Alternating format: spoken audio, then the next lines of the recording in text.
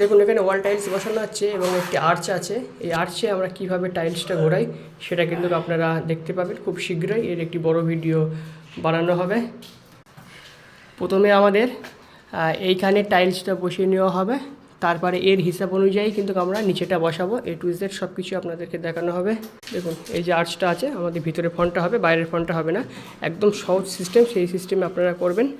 এইখানে এক টালি ধরে নেবেন আর টাইল যতটুকু মশলা নেবেন সেই মশলার হিসাবটা ধরে নিয়ে এইখানে টালিটি বসাবেন। বসিয়ে এই দিক দিয়ে সুন্দর করে একটা দাগ মারা হবে, মেরে তারপরে কিন্তু আমরা রাউন্ডটাকে বসাবো। আমরা A to Z সব কিছু আপনারা দেখতে পাবেন। এর একটি বড় ভিডিও খুব শীঘ্রই আপলোডিং করা হবে। সেই ভিডিওর মধ্যে A to Z সব কিছু আপনাদেরকে দেখানো হবে।